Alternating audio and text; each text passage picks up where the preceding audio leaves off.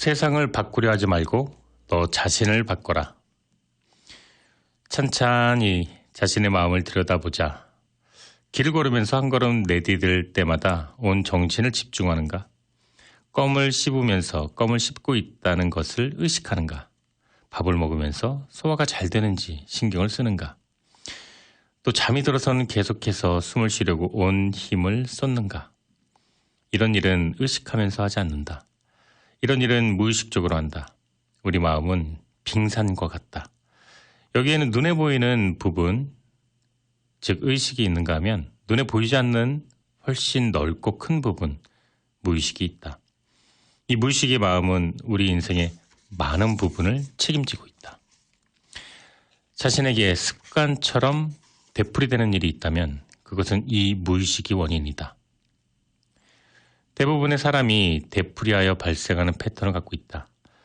이전에 했던 것과 같은 경험이나 행동을 답습하는 것이다.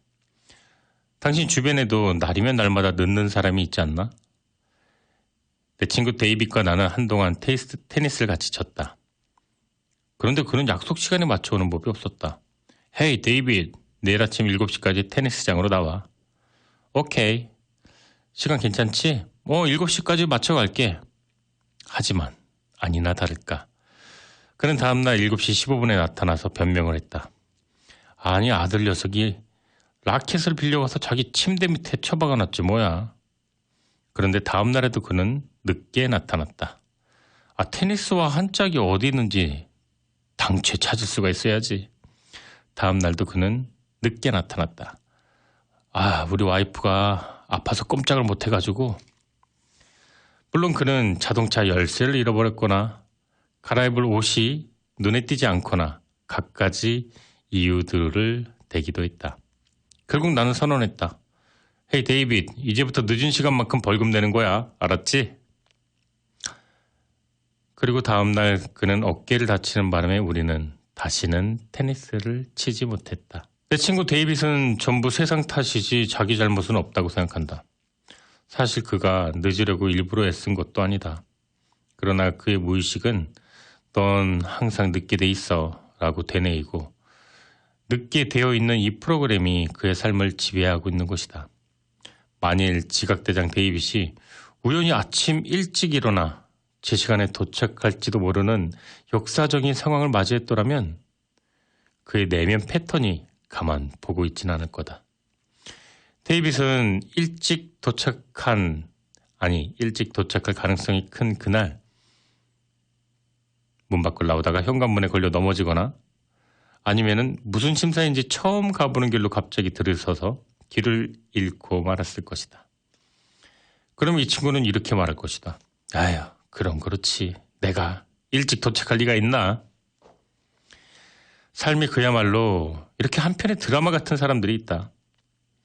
이런 사람들은 길에서 만나 그동안 잘 지내셨어요?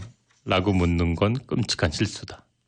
얼마 전 부엌에서 불이나 소방차가 출동한 것도 모자라서 남편은 음주운전으로 면허가 취소되고 아이가 아파서 병원에 입원하고 별의별 안 좋은 소식을 듣게 된다.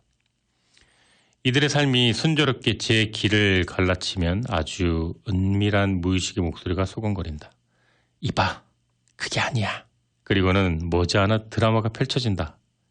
직장에서 쫓겨나거나 병원에 입원하거나 경찰서에 불려가거나 이렇게 모든 게 정상으로 돌아온다. 비정상이 정상이니까. 어떤 사람들은 운명이라 할 만큼 유난히 사고를 많이 당한다.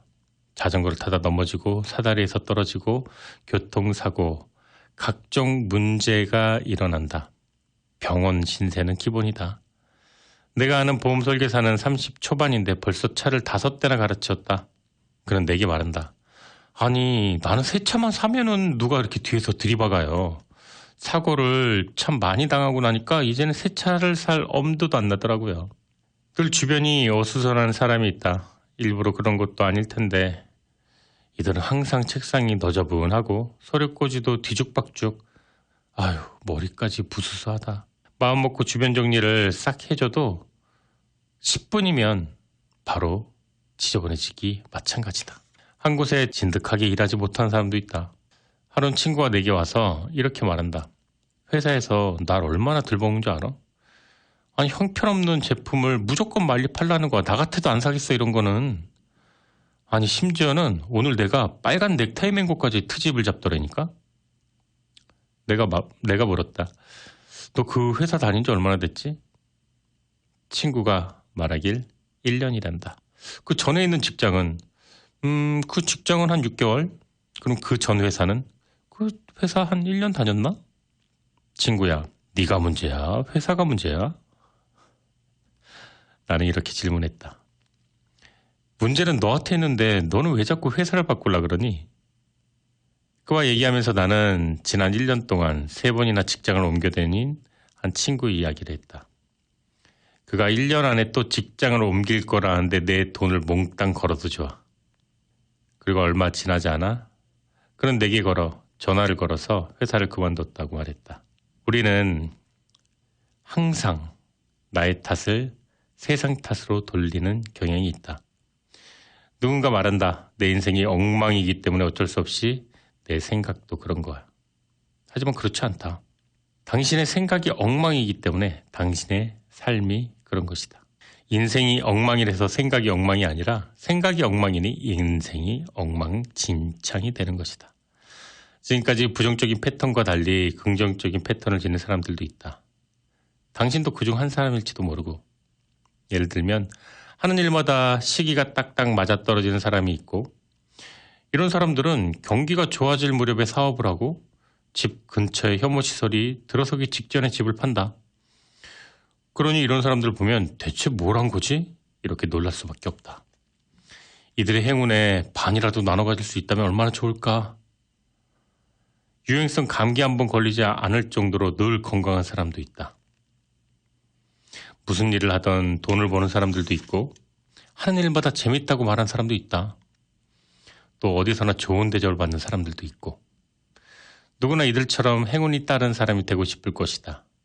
계속해서 끈질기게 달라붙는 불운에 소리라도 지르고 싶어질 것이다.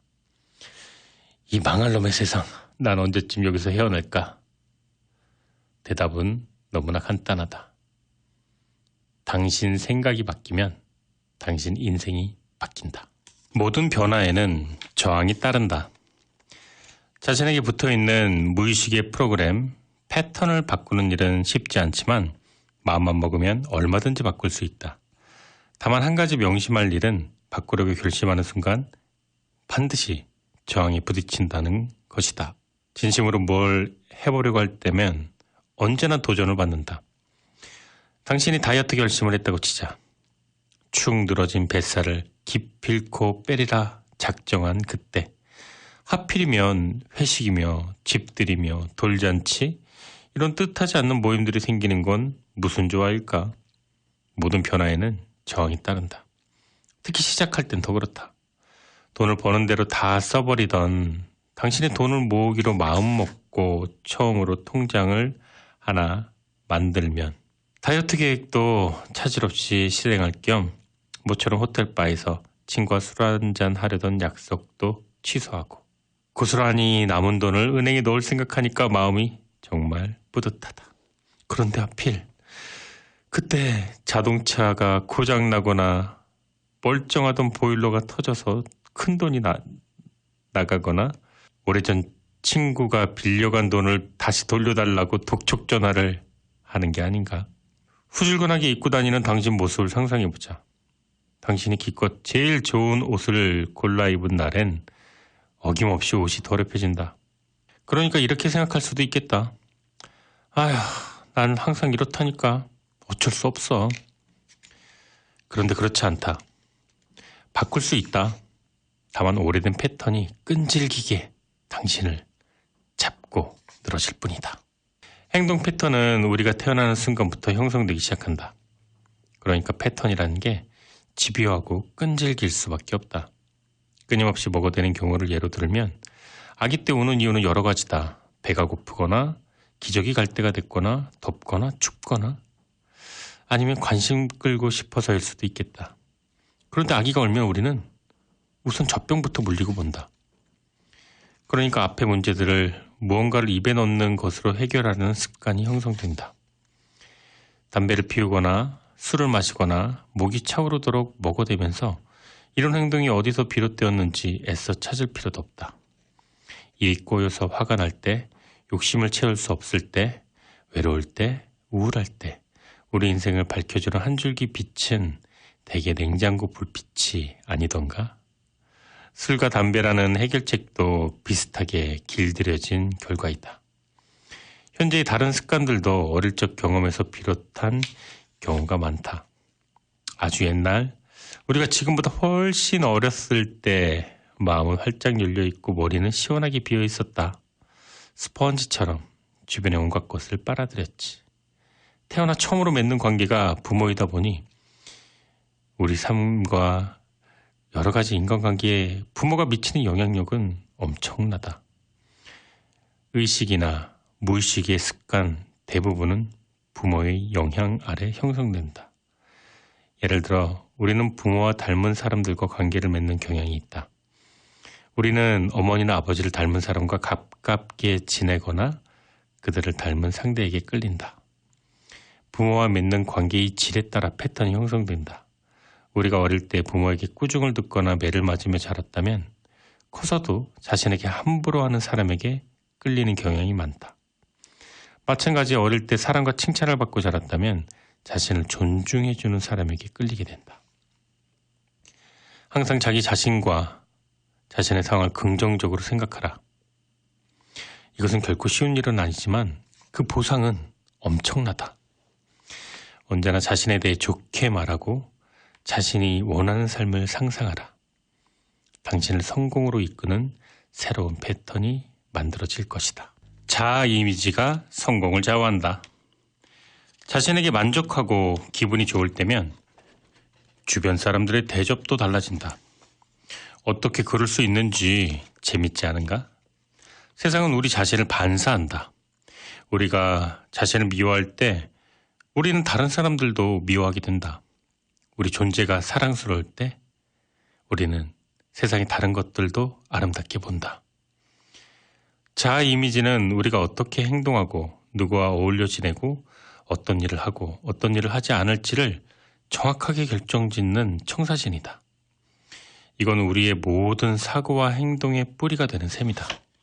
자기 자신에 대한 이 그림은 자신의 경험, 자신의 성공, 실패, 그리고 본인에 대한 자신만의 생각, 자신에 대한 다른 사람들의 반응으로 채색된다.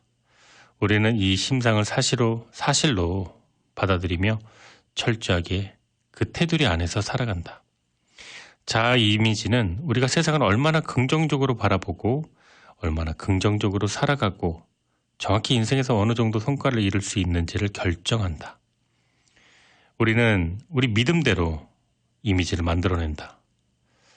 사이코 사이버틱스라는 베스트셀러의 저자 맥스웰 몰츠 박사는 이 책에서 모든 심리 치료의 목표는 개인의 자아 이미지를 바꾸는 데 있다라고 했다.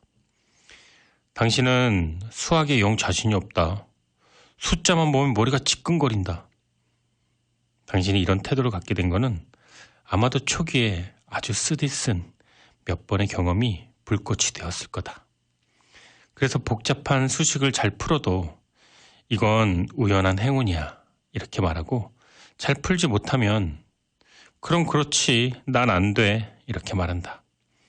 당신이 이 일을 형제에게, 남편에게, 이웃에게, 은행 직원에게 떠벌리고 다닐수록 당신의 믿음은 굳어지고 그런 자아 이미지는 더욱 깊이 각인된다.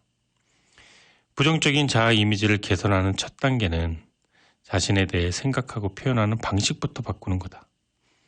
자신의 능력을 믿기 시작하면 불가능하다고 여겼던 많은 일들이 가능해진다. 자신을 얼간이로 여기는 한 온갖 허접한 걱정으로 시간만 허비하게 될 것이다. 자아 이미지는 자동 온도 조절 장치와 같아서 규정해 놓은 틀 안에서 그 모습을 유지하게 된다. 프레드는 매일 행복하지는 못해도 그 절반의 시간은 행복할 거라 생각하며 산다. 그러니 일이 너무 잘 풀리면 오히려 불안해진다. 아, 잠깐만. 이게 이렇게 잘 될 리가 없는데. 아니야. 조만간 뭔가 나쁜 일이 터질 거야. 나쁜 일이 생기면 그는 긴 한숨을 쉬며 이렇게 말할 거다. 내 이럴 줄 알았다니까. 내가 그렇지 뭐. 프레드의 생각과 달리 세상에 어떤 사람들은 항상 불행하고 또 어떤 사람들은 항상 행복하다. 자신의 행복과 불행을 결정하는 건 우리 자신이다. 그리고 그것은 우리가 우리 본인을 어떻게 생각하느냐에 달려있다. 바로 이 자아 이미지는 우리 스스로가 만든다는 것이다. 우리는 자신의 가치뿐만 아니라 우리가 얼마나 더 행복하게 살지도 결정한다. 당신은 사랑받을 자격이 있다. 당신이 3개월 된 아이를 돌봐야 한다고 생각해보자. 우유 먹일 시간이 되면 무조건 우유를 줄 것인가? 당연히 그렇겠죠. 설마 다음과 같은 말로 아기를 협박하지는 않을까? 자, 애기야, 일어나 알파벳을 외우든지 뭐라도 좀 해. 일을 하든지 집안일을 좀 도와든지 아니면 너 우유 안 줄 거야? 자, 이런 사람은 없을 것이다. 아이에게 우유를 먹이는 건 아이가 먹을 자격이 있기 때문이다. 아기는 사랑과 보살핌과 대우를 받아야 된다. 아기도 당신과 같은 인간이고 이 우주의 한 부분이다. 마찬가지로 당신도 그럴 자격이 있다. 당신이 막 태어났을 때에도 지금도 당신은 그럴 자격이 충분하다. 많은 사람이 남들보다 영리하지도 치밀하지도 잘생기지도 월급이 많지도 재기발랄하지도 못함으로 사랑과 존중을 받을 자격이 없다고 생각하는가? 당신은 단지 당신이라는 이유만으로도 사랑과 존중을 받을 자격이 있다. 전쟁으로 젊은 연인이 이별의 아픔을 겪는 영화를 보면서 우리는 눈물을 흘린다. 지구촌의 기아 현황을 조명하는 뉴스를 보면서 우리는 마음이 아파온다. 그들을 바라보는 각 개인의 관점은 조금씩 달라도 그들을 염려하고 걱정하는 마음만은 같다. 이건 우리 내면 깊은 곳에 순수한 아름다움이 있기 때문이다. 당신에게도 사랑하고 사랑받을 수 있는 능력이 있음을 인식하라. 우리는 누구나 당당한 인간이다. 자기 가치를 인식하고 정당한 대우를 받을 자격이 있음을 끊임없이 되뇌어라.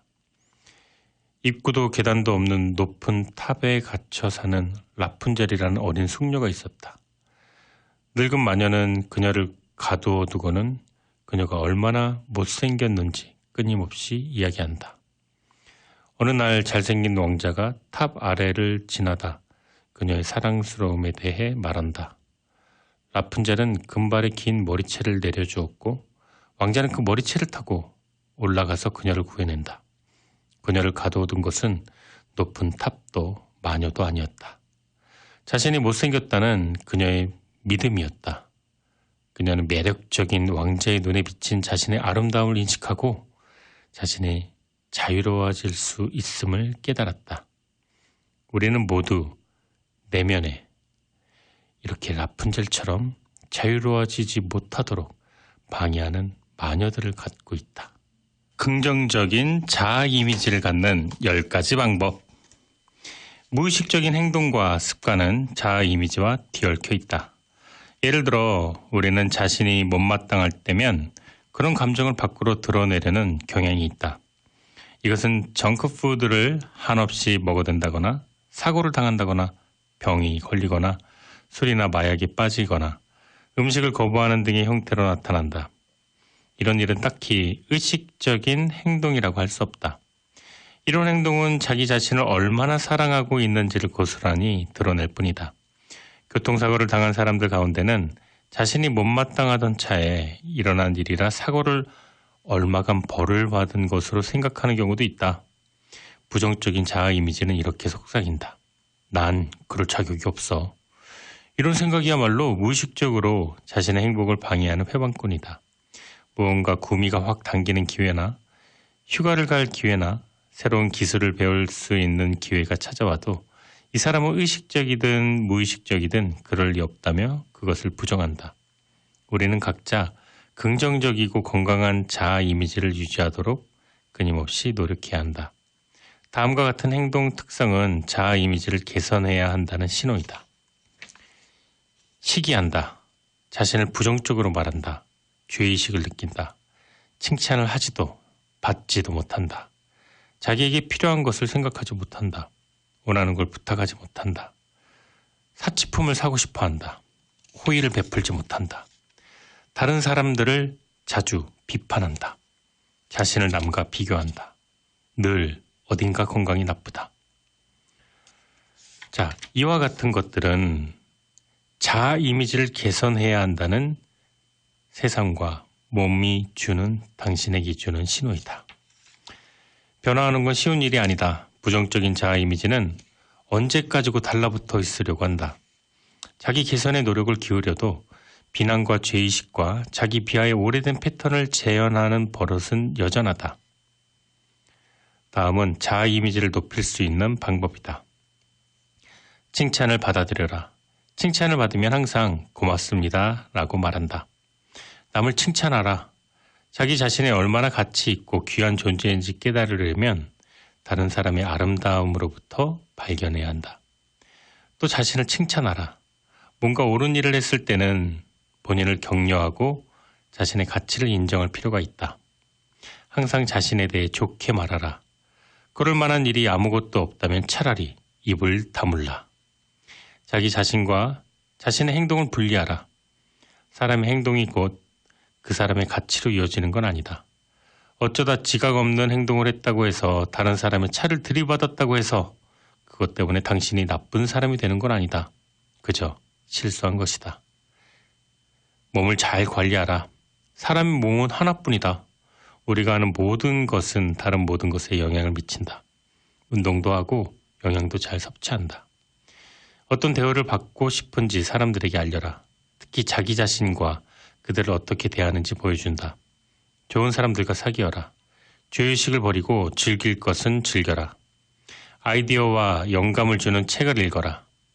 지금의 모습이 아니라 어떤 모습이 되고 싶은지를 항상 마음속에 그려라.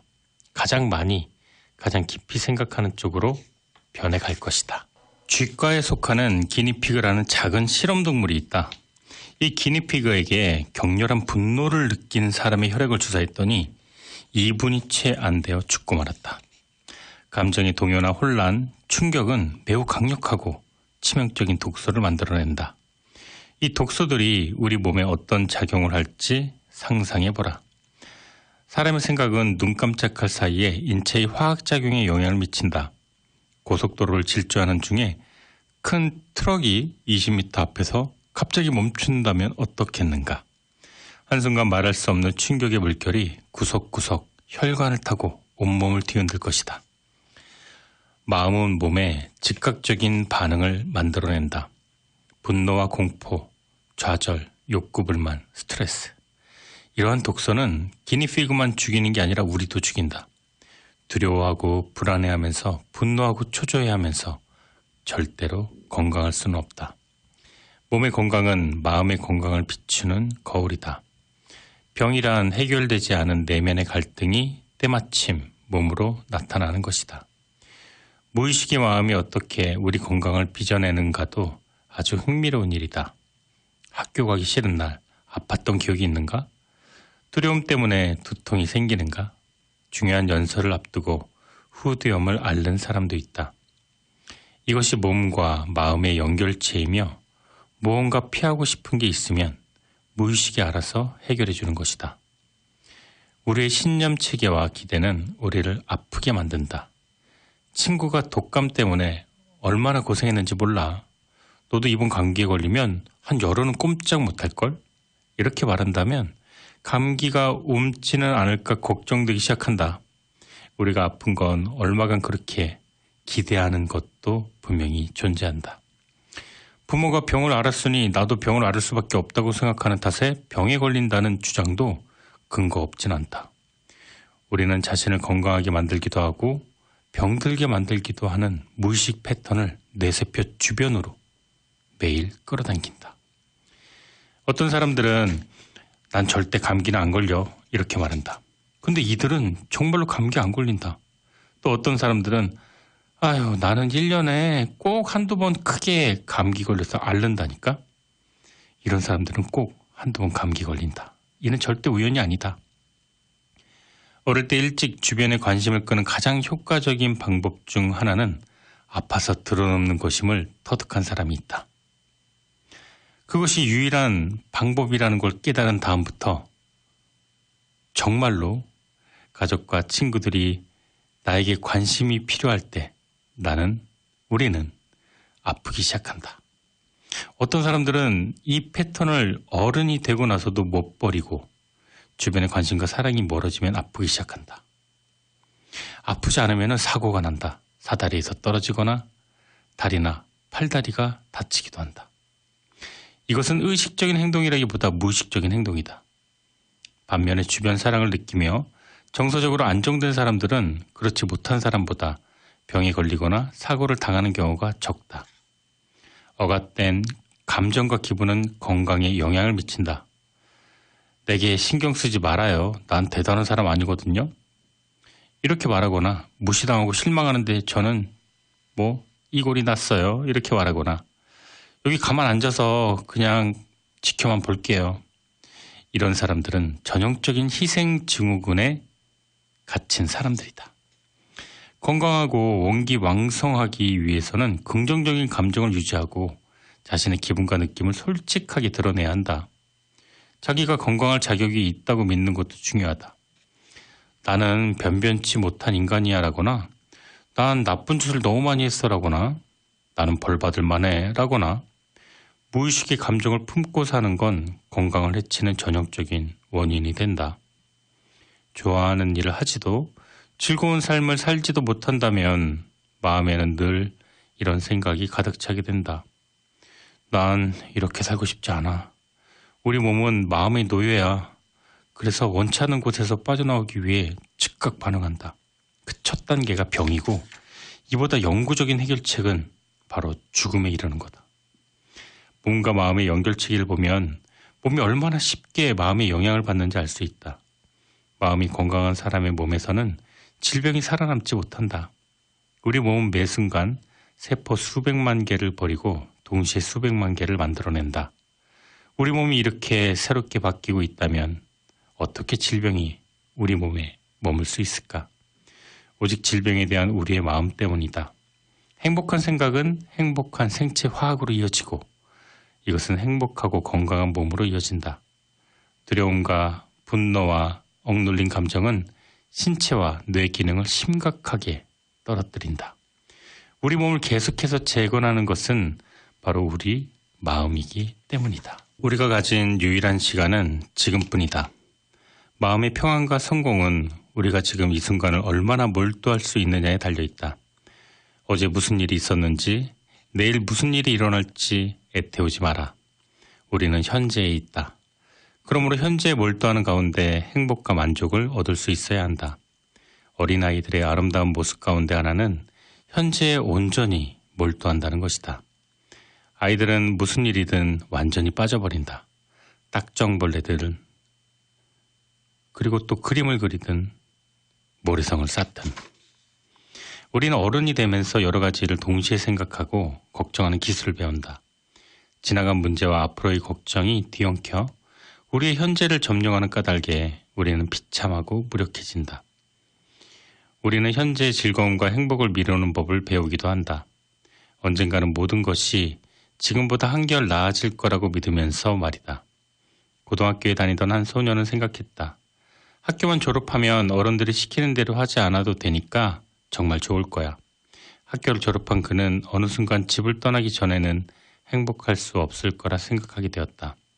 그는 집을 떠나 대학에 들어가면서 이내 결심했다. 얼른 학위를 따야 해. 그래야 진짜 행복해질 수 있어. 마침내 학위를 따긴 했지만 그는 직장을 구하지 않는 한 행복해질 수 없다는 걸 깨달았다. 직장을 구한 그는 말단에서부터 일을 시작해야 했다. 당신의 예상처럼 그는 여전히 행복할 수 없었다. 세월이 가도록 이 사람은 약혼을 하면, 결혼을 하면, 집을 사면, 더 나은 직장을 옮기면, 애가 생기면, 더 넓은 집을 갖게 되면, 애들이 학교를 졸업하면, 그리고 은퇴를 하면 이렇게 자신의 행복과 마음의 평안을 미루었고 완벽한 행복을 맛보기도 전에 죽고 말았다. 그의 현재는 결코 오지 않을 찬란한 미래를 꿈꾸는 데 다 들어간 것이다. 당신 주변에도 미래의 어느 날까지 행복을 미루는 사람들이 있을 것이다. 그러나 행복은 대개 현재와 연관되어 있다. 우리는 목적지에 이르러서가 아니라 그 과정에서 행복을 느끼기 때문이다. 마찬가지로 우리는 더없이 소중한 사람들과 시간을 보내는 일을 자꾸 뒤로 미룰 수도 있다. 몇 해 전 미국에서 중산층 가정의 아버지들이 자신의 어린 자녀들과 얼마나 많은 시간을 보내는가를 조사한 연구가 실행되었다. 연구주는 참가자들의 셔츠에 마이크로폰을 달아 매일 아버지와 아이 사이에 얼마나 많은 대화가 이루어지는가를 모니터했다. 그 연구는 평균적인 중산층 가정의 아버지가 자신의 아이들과 하루 37초를 보낸다는 사실을 보여주었다. 많은 아버지가 이번 일만 끝나면 돈이 좀 모이면 애들과 시간을 좀 보내야 되겠다 이런 생각을 한다. 중요한 건 우리 중 어느 누구도 내일이 여기 있으리라는 절대적인 보장이 없다는 것이다. 우리에게 주어진 시간은 바로 지금뿐이다. 지금을 살아야 한다는 건 무슨 일을 하는 그 일 자체를 즐겨야지 결과에 매달려서는 안 된다는 뜻이기도 하다. 만일 앞 베란다에 페인트 칠을 하고 있다면 한 번 붓칠을 할 때마다 그 자체가 즐거울 수 있어야 하고 자신의 볼을 스치는 바람을, 나무 위에서 지저귀는 새들을, 그리고 그 외에 주변에서 벌어지는 일들을 느끼고 행복을 찾을 수 있어야 한다. 다시 한번 읽어드릴게요. 지금을 살아야 한다는 것은 무슨 일을 하든 그 일 자체를 즐겨야지 결과에 매달려서는 안 된다는 거다. 만일 앞에 베란다에 페인트 칠을 하고 있다면 한 번 붓질할 때마다 자체를 즐길 수 있어야 되고 자기 볼을 스치는 바람을, 나무 위에서 지저귀는 새들을, 그리고 당신 주변에서 일어나는 모든 것들을 느낄 수 있어야 한다. 지금을 산다는 것은 지금 이 순간을 가두는 것이 아니라 좀 더 향기롭게 자각하는 것이다. 지금 이 순간을 살면 마음의 두려움도 없어진다. 원래 두려움이란 어느 날 갑자기 닥칠지 모르는 일들을 걱정하는 것이다. 이런 걱정은 건설적인 일을 하지 못하도록 몸과 마음을 꽁꽁 묶어버린다. 그러나 활동을 멈추는 순간 우리는 격렬한 두려움에 사로잡히고 만다. 우리가 활동을 시작하는 순간, 실제로 무언가 하는 순간 두려움은 사라진다. 지금을 산다는 것은 결과를 두려워하지 않고 행동을 옮기는 것이다. 그것은 언제쯤 보상받을까? 언제쯤 내가 이 혜택을 받을까? 언제쯤 대가를 얻을 수 있을까? 조바심 내지 않고 무언가 몰두하는 것이다. 마음에 근심이 생길 때, 그러니까 차가 찌그러지거나 직장을 잃거나 연인이 떠났거나 아끼고 사랑하는 물건, 생명이 나를 떠났을 때, 마음을 비우고 평안을 찾기란 결코 쉬운 일이 아니다. 이럴 때 마음을 달래는 그나마 쉬운 방법은 움직이는 것이다. 무엇이든 하는 것이다. 무엇이든 열중하는 것이다. 그리고 기왕이면 혼자보다 누군가 함께하는 것이 더 좋겠다. 무엇이든 하라. 무엇이든 좋으니까. 옛 친구한테 전화를 하던, 새 친구를 사귀던, 체육관을 가던, 아이들과 공원을 가던, 아니면 혼자 걷던, 하다못해 이웃집 정원 일이라도 도와라. 용서하지 않으면 자신이 괴롭다. 자기 자신이나 다른 사람을 용서하겠다는 결정은 곧 현재의 삶을 선택하는 것이다. 그런 사람은 절대 용서하지 않을 거야. 내 자신을 용서할 수가 없어. 다른 사람을 용서하지 않겠다는 것은 문제를 개선하기 위해 노력하느니 과거의 일에 얽매여 누군가를 탓하며 살겠어. 이렇게 소리치는 것과 같다. 또 자신을 용서하지 못하면 죄의식에 빠져 엄청난 마음의 고통까지도 하게 된다. 용서하는 일을 뒤로 물러서는 일이라 생각하는 사람들이 있다. 하지만 누군가를 용서하지 않으면 자신이 괴롭다. 10중 8구 그 죄 지은 사람은 우리 마음속에서 무슨 일이 벌어지는지 짐작조차 못한다. 우리 마음이 까맣게 타들어가는 동안에도 죄 지은 사람은 멀쩡하게 웃으며 지낸다. 우리에게 폐를 끼치는 이들을 용서하는 일이야말로 우리가 건강하고 행복하게 살아가는 유일한 방법이다. 용서하지 않는 마음의 질병을 부르는 중대한 원인이 된다. 척박한 마음은 척박한 몸을 만들어내기 때문이다. 더욱이 자신의 불행을 다른 사람 탓으로 돌려 원망하는 것은 자신의 책임을 인정하지 않는 태도이다. 다른 사람을 원망하는 사람은 아무것도 얻을 수 없다. 다른 사람에 대한 원망을 거두는 순간 우리는 개선을 위한 행동을 취할 수 있는 자리에 서게 된다. 원망은 현실 속에서 아무것도 하지 않으려는 게으름뱅이의 핑계이다. 다른 사람을 원망하는 건 아무 도움이 안 된다. 일은 이미 벌어졌다. 매달려봤자 아무것도 바뀌지 않는다. 날씨를 원망한다고 날씨가 좋아지는가? 사람을 원망하는 것도 마찬가지다. 사람을 원망한다고 그 사람이 바뀌진 않는다. 용서하자고 마음먹으면 경이로운 일들이 발생하기 시작한다. 내가 바뀌면 다른 사람도 바뀌기 때문이다. 그들을 대하는 내 태도를 바꾸면 그들도 나를 대하는 태도를 바꾸게 된다. 어쨌든 다른 사람들을 바라보는 나의 시각을 바꾸겠노라 마음먹는 순간 그들도 나의 기대에 부응해 온다. 다른 사람을 용서하기도 어렵지만 자신을 용서하기란 더욱 어렵다. 많은 사람이 자신이 못났다고 생각하며 본인을 정신적, 육체적으로 괴롭히며 살아간다. 어떤 사람은 폭식하는 것으로, 어떤 사람은 굶는 것으로, 어떤 사람은 필름이 끊길 때까지 술을 마시는 것으로, 어떤 사람은 모든 관계를 하나하나 파괴해가는 것으로, 어떤 사람은 가난과 질병 속에 사는 것으로. 이런 고통의 밑바닥에는 나는 못된 짓을 많이 했어. 내가 잘못한 거야. 혹은 나는 건강하고 행복하게 살 자격이 없어. 이렇게 속삭이는 그 신념 체계가 자리 잡고 있다. 놀랍게도 병을 앓고 있는 사람 가운데 많은 수가 자신은 건강하고 행복하게 살 자격이 없다고 믿고 있다. 당신이 죄의식을 느낀다면 그것으로 충분히 고통받은 셈이다. 왜 그 고통을 늘리려고 하는가? 한두 해 더 죄의식에 시달린다고 나아질 것은 없다. 쓸데없는 죄의식은 벗어 던져라. 물론 쉽지 않을 때도 있다. 그러나 건강한 마음을 유지하려면 건강한 몸을 유지할 때만큼이나 많은 노력을 쏟아야만 한다. 그 일은 그만한 노력을 쏟을 가치가 있다. 에이브라임 링컨이 말했다. 사람은 행복하기로 마음먹은 만큼 행복하다. 우리는 무슨 일이 일어나느냐가 아니라 그 일에 어떻게 대응하느냐에 따라 행복해질 수도 있고 불행해질 수도 있다. 내 친구 프레드는 오늘 직장을 잃었다. 그는 이를 새로운 경력을 쌓을 기회로 여기고 새로운 가능성을 탐색해 보기로 결심했다. 같은 날 그의 동생 빌도 직장에서 해고됐다. 절망한 빌은 그만 20층 건물에서 뛰어내리고 말았다. 같은 상황에서 한 사람은 희망을 발견했고 또 한 사람은 죽음을 선택했다. 해고란 사실이 한 사람에게는 새로운 기회였으나 다른 한 사람에게는 돌이킬 수 없는 재앙이 되었다. 삶에 어떤 방식으로 대응할 것인가를 결정하는 것은 우리 자신이다.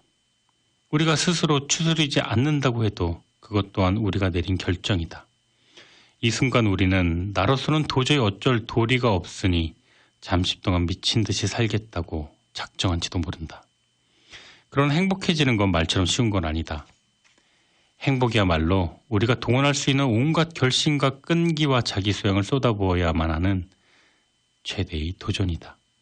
성숙함이란 자신의 행복을 위해 책임진다는 의미고 자신이 갖지 못한 것보다 가진 것에 마음을 쏟겠다는 의미이다. 행복해지려면 행복한 생각에 마음을 쏟아야 한다. 그럼에도 현실에서는 그 반대로 행동하는 경우가 많다. 많은 사람이 칭찬은 몇 분 만에 잊어버리면서 모욕은 수년간 잊지 못한다. 이들은 20년 전에 버려진 폐물을 여전히 지니고 있는 쓰레기 수거인인 셈이다.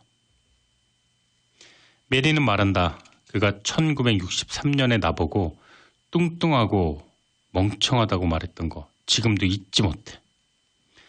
메리는 어제들은 칭찬을 잊으면서 1963년 쓰레기 주변에서는 여전히 어슬렁 되는 것이다.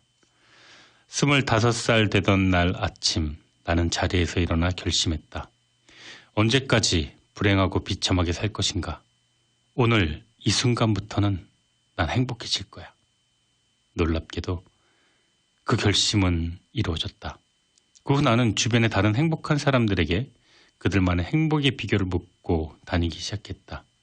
그들의 대답은 하나같이 나의 경험을 그대로 반영하는 것이었다. 마음이 지독히 아프고 외롭고 불행했어요. 그러다가 바꾸기로 결심했죠. 과거의 불행을 계속 생각하는 것, 그리고 앞으로의 행복을 생각하는 것, 둘 중에 하나를 선택하는 것은 나의 몫이었습니다.